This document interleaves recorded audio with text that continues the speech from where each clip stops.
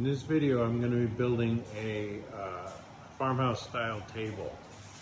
I don't generally do this kind of work. I'm more of a modernist, but this is a housewarming gift for very good friends of mine. So the material we're going to start with is 8/4 pine, and this is furniture grade pine. As you can see, there's knots and stuff in it, and so we're going to start with the milling process first. No, it's not a clear pine. All right, so now picking up here, we are at the joiner. These are big boards. I believe they were about 12 inches wide, 2 inches thick. The top is 8 foot long. I believe I roughed them out at 8 foot long. So anyway, we need a big joiner for this one. What we're doing now is flattening the surface, flattening an edge, straightening out an edge. That's how I do it here with the big joiner. It's a 16-inch joiner, so I can handle these boards without any problem.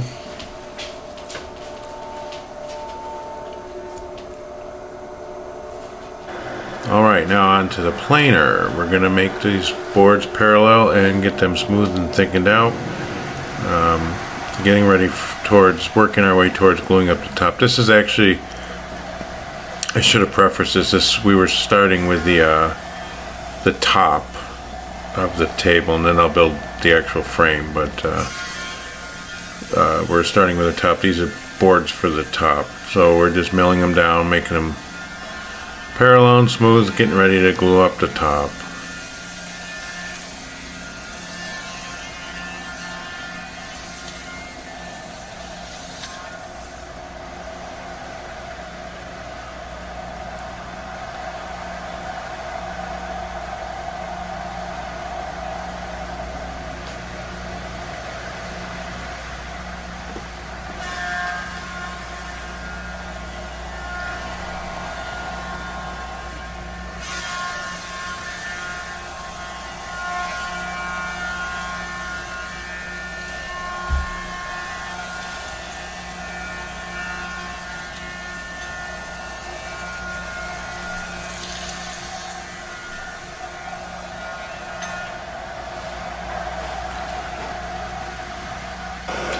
Alright, we're switching to another angle here. This is a board coming out. You can now see it's a lot smoother. Takes all the roughness off. It's fresh wood. This pine has a lot of knots. I'm not a fan of knots. Luckily, this planer can handle it.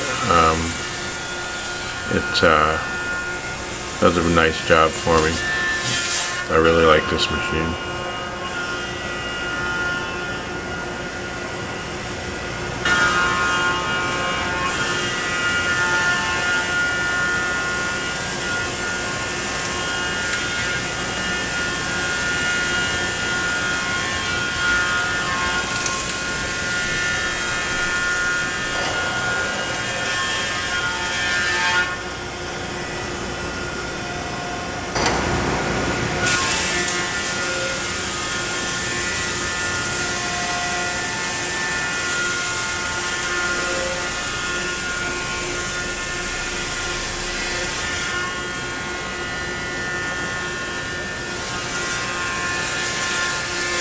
Okay, now that we've got the boards flattened and thickness, we're going to take and run these through the table saw and clean up an edge and get it parallel.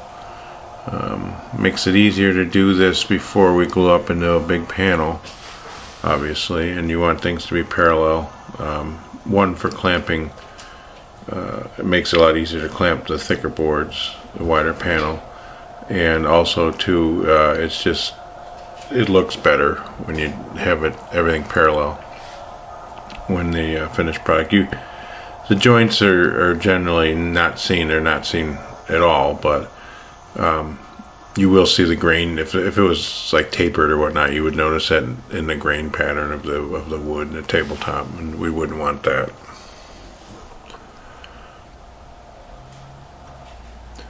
Okay, now here's our board. We're laying it out for our glue up. These panels I'm doing in two sections. It's a 4-board top but I'm gluing 2 boards at a time, and then we'll glue it all on one big board. As you can see, I label the ends F and M, and that means fence and me, and that's how I position it when I'm running it back through the joiner. Here we are back at the joiner, and obviously you can't see the F and me, but I would have known if it's an M side, then the M is facing me at the end, and if it's an F side, it'd be against the fence. And the reason we do this is to keep the boards flat. If the joiner fence is a hair out of 90, it'll offset each other, and the board will stay flat when you glue it up, and it'll keep the panel much flatter than if you didn't do it this way.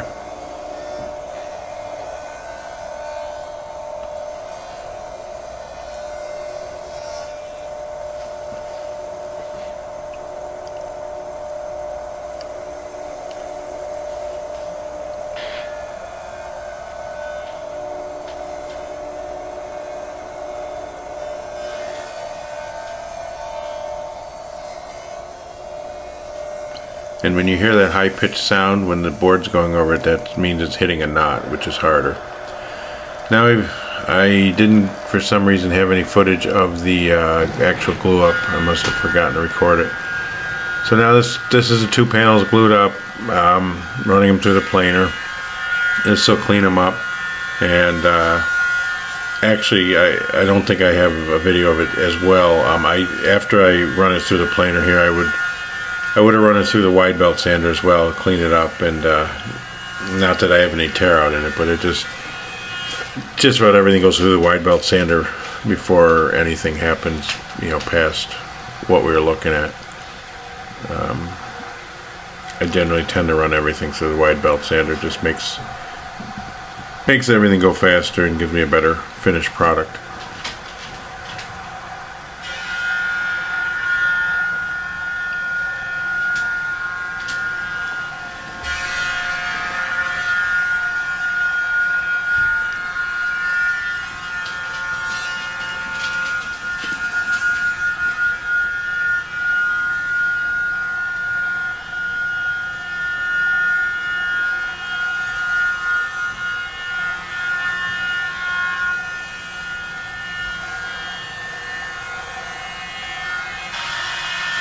Alrighty, now we're going to seam the 2 panels together, and to do that I'm going to use biscuits. This is my Lamello biscuit joiner.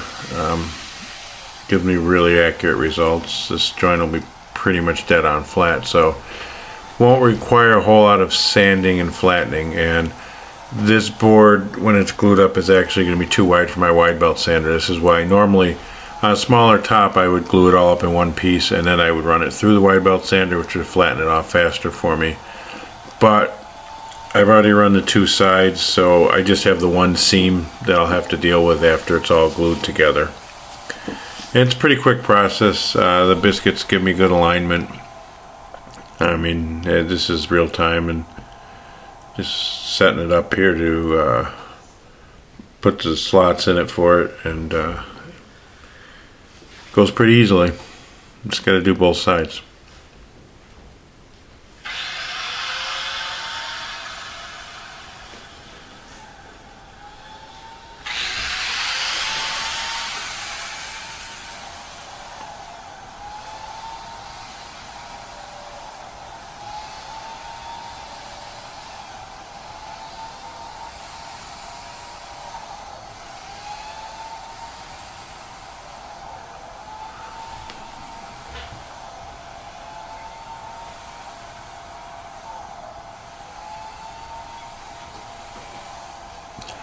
Alright, so we got our biscuit slots done, and now it's time to glue up.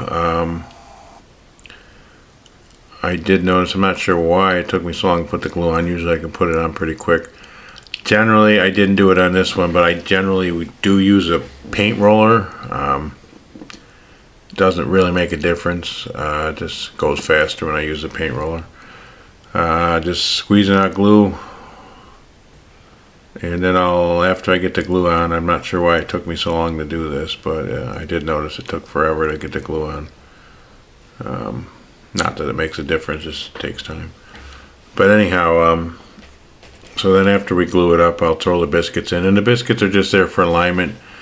Later on in the video you'll see something else I'll explain, but anyhow, probably not putting glue in the slots. It doesn't need it. They're just there to hold the tabletop in place. They don't add any strength in this instance. Long grain joints are extremely strong. You'll never get this apart once it's glued up, even with or without biscuits. You'll destroy the wood before you break that joint apart.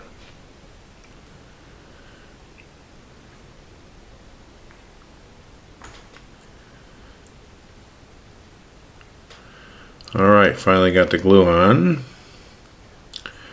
We will throw the biscuits in. I keep them in a bucket like that. It generally keeps them from swelling up.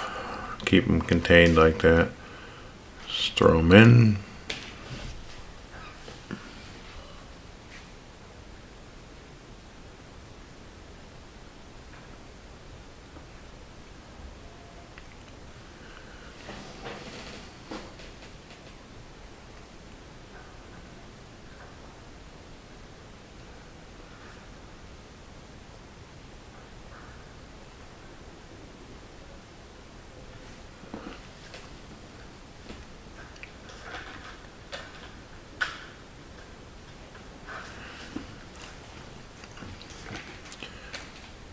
Now we will just lay these down. This is a little tricky. When they're this tall, doing this by yourself, it can be tricky. I've had a lot of practice working on my own for so many years.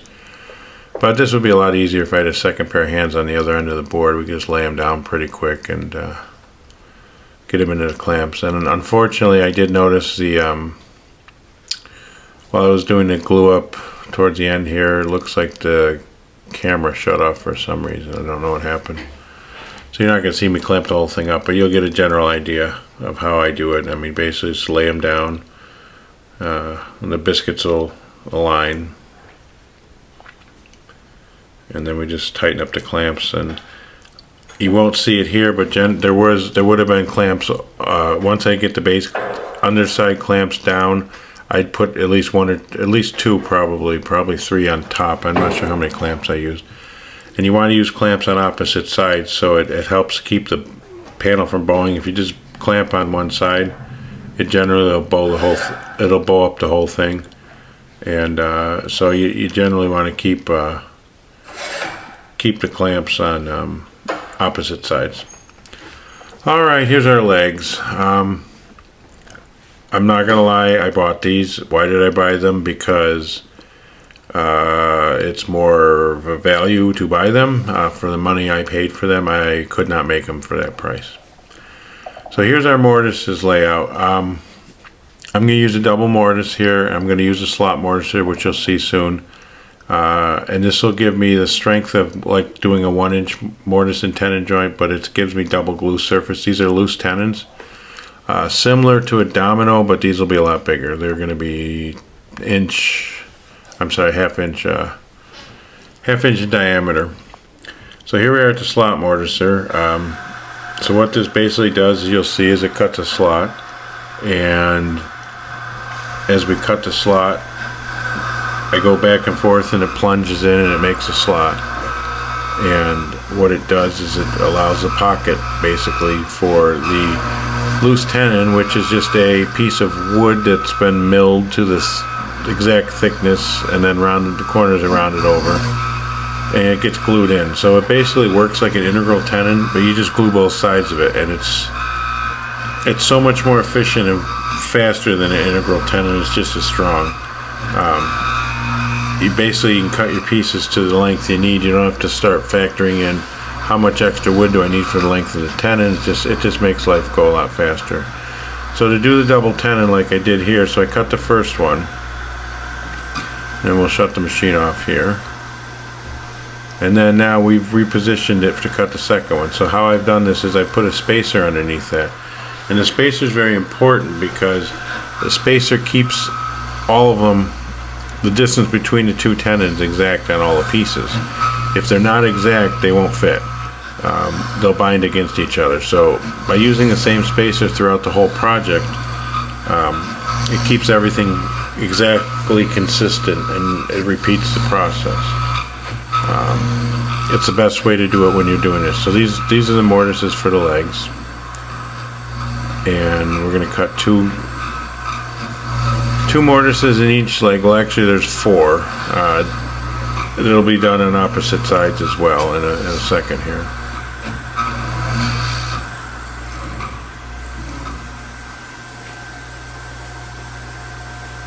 So that's the 2 mortises for the legs. Now, as you can see, these are all the legs with all the mortises. So they're double mortises on each side. You can see both legs, or all the legs, have mortises on opposite sides to each other, and that's how the whole table will get glued together with those joints. And it'll be very strong. It'll never come apart.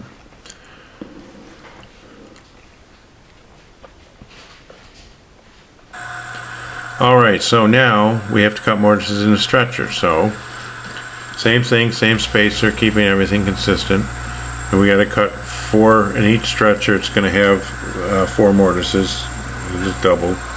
Now I've got the machine set up the way I do, and everything makes it quickly. I don't even have to lay them out because I've got the stop block right there in the proper positioning, and just basically clamp the thing in there and, you know, plunge it in and go to get your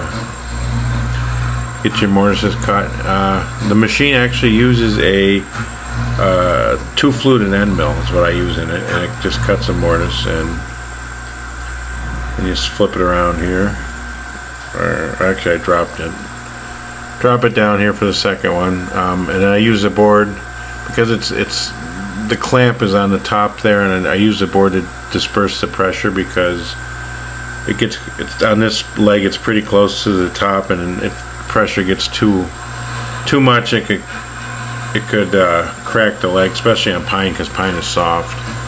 It could ruin it, and then we got to start over and make a new piece. But by using that piece of wood on the top there as a pressure disbursement, it solves that problem.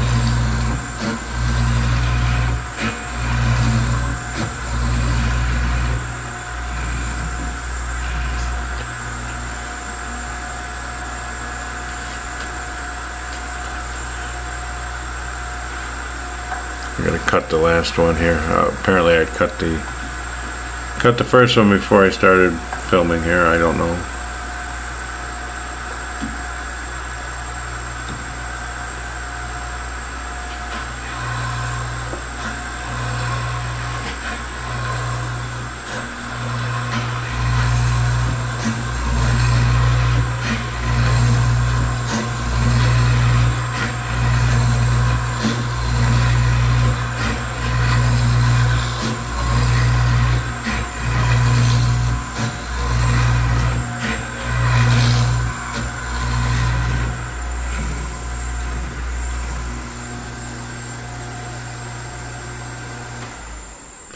Okay, time for glue up. So first thing we're going to do is we're going to put some glue in those mortises.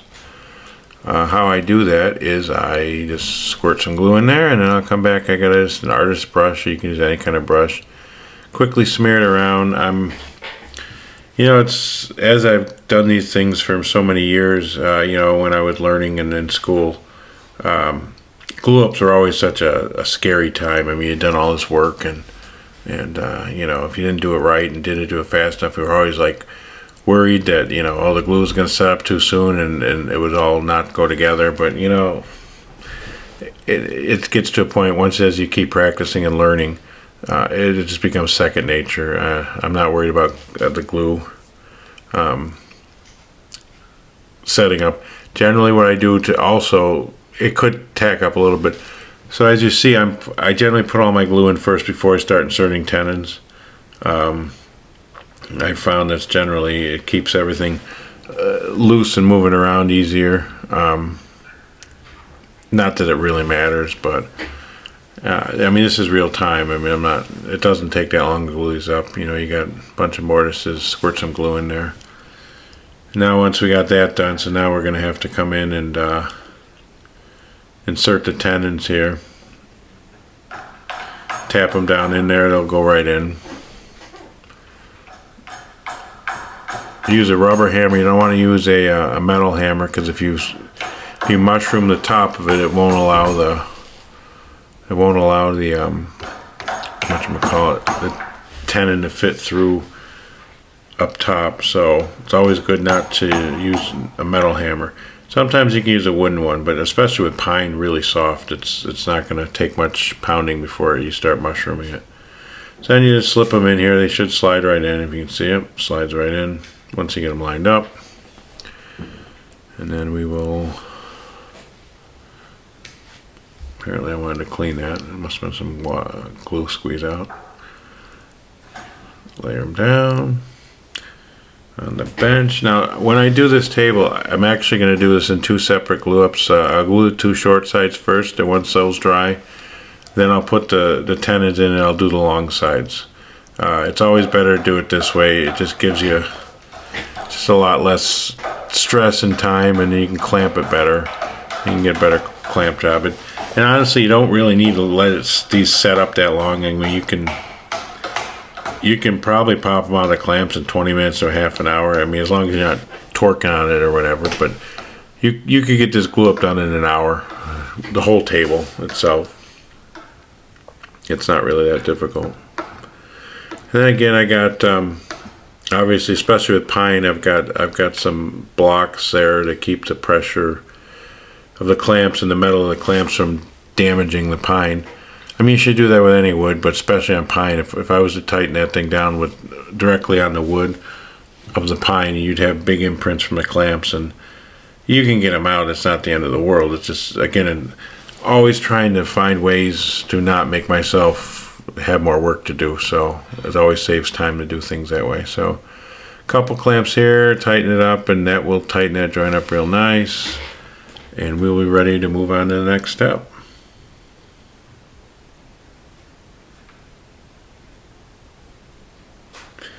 Okay, so now we've got all four sides glued up, and what I'm actually doing here is I've decided to add a stretcher, and so I'm just going to biscuit this in. It's the easiest way to do it. I already cut the biscuit slots. I didn't show you. So now these biscuits are going to be used for strength. So now this is my my Lamello biscuit bottle. It's got a tip that fits right in a biscuit slot. Puts glue on both sides, makes that biscuit stick real well. I've double biscuited on either side, and then I don't know if you're going to be able to see it, but you'll see how I put it together when I do it here. I've cut the slot all the way through, and this won't matter because this is obviously a stretcher underneath the table, and I didn't really need to stretch. I put it in there just to help keep those long stretches from bowing. They probably shouldn't, but you know, a little extra structure is never going to hurt anything. So you pop your biscuits in.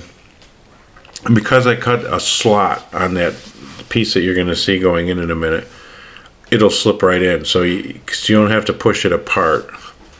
And, you know, obviously, if you were going to see this, you wouldn't do it this way. There's other ways to do it. But because this is a hidden piece underneath the table, it doesn't matter. You can see the slots right there. Hopefully I don't know if I showed in the glue. But you can see the double slots. You can see it slides all the way through. That was cut with a biscuit joiner. You just push it and slide the biscuit joiner all the way across. And unfortunately, I didn't show for the camera the slots when I was gluing it, but you kind of got a glimpse of them. But anyhow, so you get your glue on, which is almost done here, and then we'll slip it in.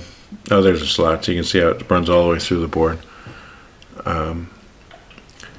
Now we're just going to slide it down in here. Slide it across and get it. I probably put reference lines there, and I clamped a block on the other side just make it quicker. And now all I need to do is throw a clamp across the center there, and it'll tighten it right in. You can see it's bowed just a little bit already, so this will pull it in and keep that rail straight over time. Again, throw a block on there, keep it from damaging it, and it'll clamp right up and tighten up real nice. And of course I use double biscuits because it gives it more strength. It gives it more glue surface and even more strength.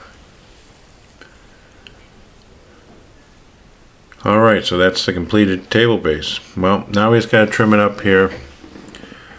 Pull out one of my hand planes and flatten off the legs.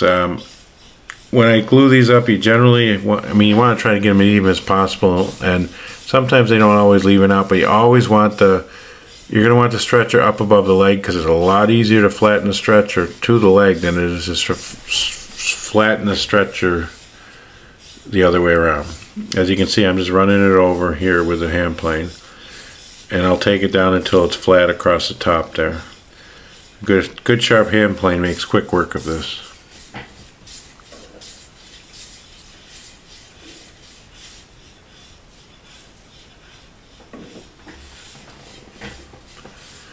And it's all flat. Alright, so now getting towards the end here, this is our tabletop. It's all done, ready to go, rough sanded, and we are going to cut it to final size. So the process for this with my table saw is we just cut the long end, sorry about that, the short end, and then we're going to just rotate it around, keep it off the rotate it this way against the carriage, and then it'll it'll give me a 90-degree edge, and then it's just easy to cut the other two sides once you get these two. And I understand, not everybody has a big sliding table saw like this, but it helps me get a lot of work done quickly, and it's very accurate, extremely accurate.